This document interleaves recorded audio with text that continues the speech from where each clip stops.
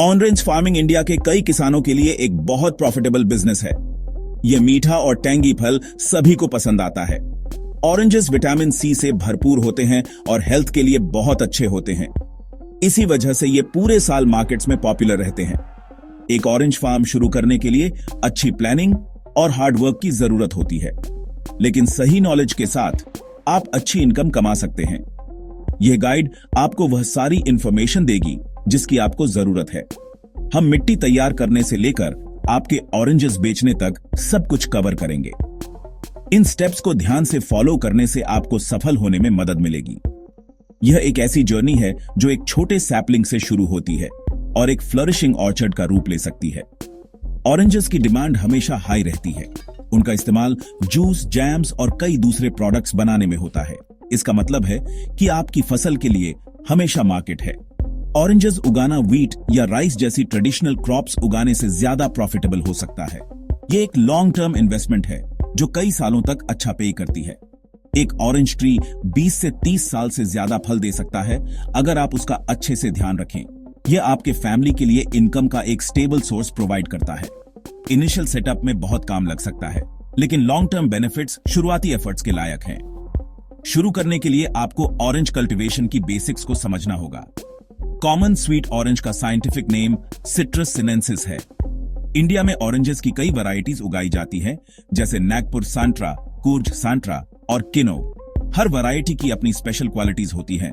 कुछ ज्यादा मीठी होती हैं, जबकि कुछ ज्यादा जूसी। सही वैरायटी चुनना आपके लोकल क्लाइमेट और मार्केट डिमांड पर डिपेंड करता है। यह रिसर्च करना कि आपके एरिया में कौन सी टाइप सबसे अच्छी उगती है एक बहुत इंपॉर्टेंट पहला स्टेप है।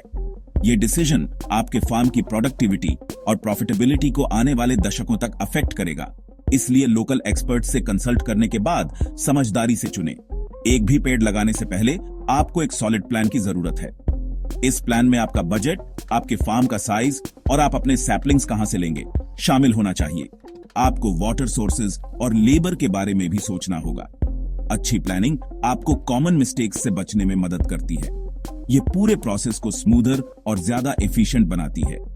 याद रखें, एक सक्सेसफुल फार्म अच्छे नॉलेज और केयरफुल प्रिपरेशन की फाउंडेशन पर बनता है। यह गाइड आपको हर स्टेज से गुजारेगी, सिंपल और प्रैक्टिकल एडवाइस देगी। आइए एक सक्सेसफुल ऑरेंज फार्मिंग बिजनेस बनाने की इस जर्नी को एक साथ शुरू करें, स्टेप बाय स्टेप, एक प्रॉस्परस फ्यूचर सुनिश्चित करते हुए। एक हेल्थी ऑरेंज ऑर्चर्ड का पहला सीक्रेट है सही जगह और मिट्टी चुनना।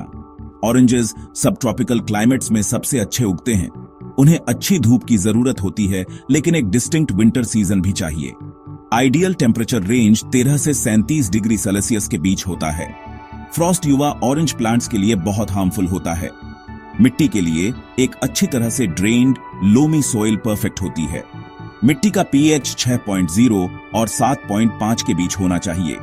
हैवी क्ले सॉइल से बचें जो बहुत ज्यादा पानी होल्ड करती है, क्योंकि इससे रूट रॉट हो सकता है। एक सिंपल सॉइल टेस्ट आपको उसकी क्वालिटी और आपको क्या जोड़ने की जरूरत हो सकती है के बारे में सब कुछ बता सकता है। एक बार जब आप जमीन चुन लेते हैं तो आपको उसे प्लांटिंग के लिए तैयार करना होगा। यह एक बहुत इंपॉर्टेंट स्टेप है। सबसे पहले मिट्टी को लूज और फाइन बनाने के लिए खेत को 2 से 3 बार जोतें। इससे युवा पौधों की जड़ों को आसानी से बढ़ने में मदद मिलती है। जुताई के बाद खेत में पानी के समान वितरण को सुनिश्चित करने के लिए जमीन को लेवल करें। क्षेत्र से सभी खरपतवार, पुराने फसल की जड़ें और बड़े पत्थर हटा दें। एक साफ और अच्छी तरह से तैयार खेत आपके ऑरेंज सैपलिंग्स को जीवन में सबसे अच्छी संभव शुरुआत देता है। ये शुरुआती हार्डवर्क आपको बाद में बहुत सारी परेशानी से बचाएगा और आपके भविष्य के ऑर्चर्ड के हेल्थ के लिए क्रिटिकल है। अब प्लांटिंग के लिए गड्ढे खोदने का समय है। गड्ढे आपको सैपलिंग्स लगाने की योजना बनाने से कुछ हफ्ते पहले खोदे जाने चाहिए। एक स्टैंडर्ड पिट साइज लगभग 2 फीट गहरा, 2 फीट चौड़ा और 2 फीट लंबा होता है। गड्ढों के बीच की दूरी लगभग 6 मीटर्स बाय 6 मीटर्स होनी चाहिए। यह स्पेसिंग पेड़ों को बढ़ने और अपनी ब्रांचेस को फैलाने के लिए पर्याप्त जगह देती है, बिना सनलाइट के लिए कंपीट किए। खोदने के बाद गड्ढों को लगभग 15 से 20 दिनों के लिए धूप में खुला छोड़ दें। यह मिट्टी में किसी भी हार्मफुल पेस्ट्स या डिजीजेस को मारने में मदद करता है, जिसे सोइल सोलराइजेशन के नाम से जाना जाता है। प्लांटिंग से पहले आपको गड्ढों को एक न्यूट्रिशियस मिक्सचर से भरना होगा। गड्ढे से निकाली गई टॉप सॉइल को लगभग 15 से 20 किलोग्राम अच्छी तरह से डिकम्पोज्ड फार्म यार्ड मैन्योर या गोबर खाद के साथ मिलाएं। इसके अलावा लगभग 500 ग्राम सिंगल सुपर फॉस्फेट और टर्माइट्स से बचाने के लिए थोड़ी मात्रा में इंसेक्टिसाइड भी डालें। गड्ढों को इस मिक्सचर से भरें। ऑरेंज सैपलिंग्स लगाने का सबसे अच्छा समय मॉनसून सीजन के दौरान होता है, जून से अगस्त तक। सैपलिंग को गड्ढे के सेंटर में रखें। सुनिश्चित करें कि जड़ें मुड़ी हुई न हो और बाकी जगह को मिट्टी से भर दें। पौधे के चारों ओर मिट्टी को धीरे से दबाएं और उसे तुरंत पानी दें। ऑरेंज ट्रीज के विकास के लिए प्रॉपर इरिगेशन बहुत जरूरी है, खासकर उनके शुरुआती सालों में। यंग प्लांट्स को एक स्ट्रॉन्ग रूट सिस्टम बनाने के लिए नियमित रूप से पानी देने की जरूरत होती है। आपको शुरुआती कुछ महीनों में उन्हें हर 3 से 4 दिन में पानी देना चाहिए। जैसे जैसे पौधे बड़े होते जाते हैं, आप पानी देने की फ्रीक्वेंसी कम कर सकते हैं। मैच्योर फल देने वाले पेड़ों को सर्दियों में हर 10 से 15 दिन में और गर्मियों में हर 5 से 7 दिन में पानी की जरूरत होती है। ऑरेंज फार्मिंग के लिए ड्रिप इरिगेशन सबसे अच्छा तरीका है। यह पानी को सीधे जड़ों तक पहुंचाकर बहुत सारा पानी बचाता है। यह पेड़ के बेस के चारों ओर खरपतवारों के विकास को रोकने में भी मदद करता है। ओवर वाटरिंग उतना ही बुरा है जितना अंडर वाटरिंग, इसलिए सिंचाई से पहले हमेशा मिट्टी की नमी की जांच करें। ऑरेंज ट्रीज भारी फीडर्स होते हैं और हाई क्वालिटी फल पैदा करने के लिए न्यूट्रिएंट्स की एक संतुलित खुराक की जरूरत होती है। आपको उन्हें सही समय पर सही फर्टिलाइजर्स प्रदान करने की जरूरत है। यंग प्लांट्स के लिए हेल्थी ग्रोथ के लिए नाइट्रोजन, फास्फोरस और पोटेशियम का मिश्रण जरूरी है। जैसे जैसे पेड़ फल देना शुरू करते हैं, उनकी न्यूट्रिशनल नीड्स बढ़ जाती है। एक पूरी तरह से विकसित पेड़ को लगभग 50 किलोग्राम फार्मयार्ड मैन्योर की जरूरत होती है, साथ ही केमिकल फर्टिलाइजर्स भी, जिसे पूरे साल में 2 या 3 स्प्लिट डोसेज में लगाया जाता है। पहली खुराक फ्लावरिंग सीजन से पहले दी जानी चाहिए और अगली फल लगने के बाद। जिंक और बोरॉन जैसे माइक्रोन्यूट्रिएंट्स लगाने से भी फ्रूट क्वालिटी और यील्ड में सुधार हो सकता है। वीड कंट्रोल एक हेल्थी ऑर्चर्ड को बनाए रखने का एक और इंपॉर्टेंट टास्क है। वीड्स आपके ऑरेंज ट्रीज के साथ पानी, न्यूट्रिएंट्स और सनलाइट के लिए कंपीट करते हैं। इससे आपके पौधों का विकास रुक सकता है और आपका फाइनल यील्ड कम हो सकता है। आप पेड़ों की पंक्तियों के बीच रेगुलर होइंग और टिलिंग करके वीड्स को कंट्रोल कर सकते हैं। पेड़ों के बेस के चारों ओर स्ट्रॉ या सूखी पत्तियों जैसे ऑर्गेनिक मल्च का उपयोग करना भी एक शानदार तरीका है। मल्चिंग न केवल वीड्स को कंट्रोल करता है, बल्कि मिट्टी की नमी को बनाए रखने और मिट्टी के हेल्थ में सुधार करने में भी मदद करता है। बड़े फार्म्स के लिए आप अप्रूव्ड केमिकल वीडिसाइड्स का भी उपयोग कर सकते हैं, लेकिन अपने पेड़ों को नुकसान पहुंचाने से बचने के लिए हमेशा लेबल पर दिए गए निर्देशों का सावधानी से पालन करें। पेस्ट्स और डिजीजेस से अपने ऑर्चर्ड की सुरक्षा करना एक अच्छी फसल के लिए जरूरी है। ऑरेंज ट्रीज पर हमला करने वाले कॉमन पेस्ट्स में सिट्रस प्सिला, लीफ माइनर और फ्रूट फ्लाइज शामिल हैं। Common diseases citrus canker, gummosis और रूट रॉट हैं।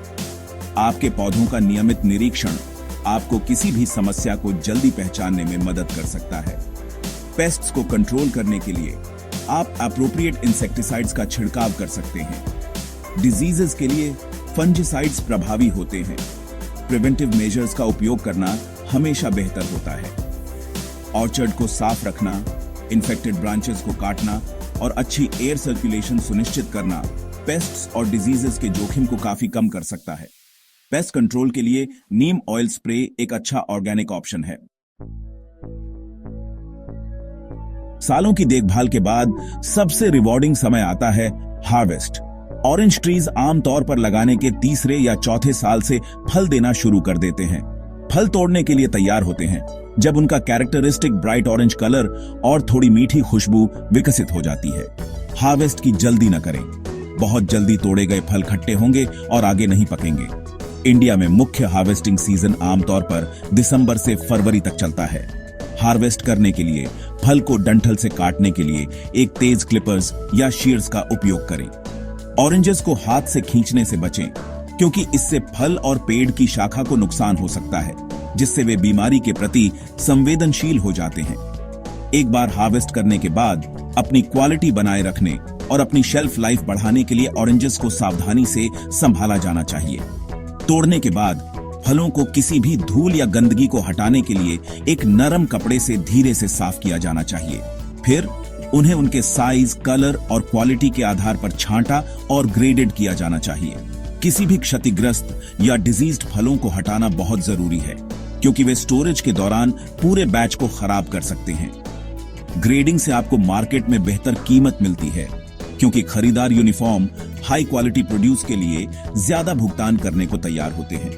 प्रॉपर पोस्ट हार्वेस्ट हैंडलिंग नुकसान को कम करने और आपके प्रॉफिट्स को अधिकतम करने की कुंजी है।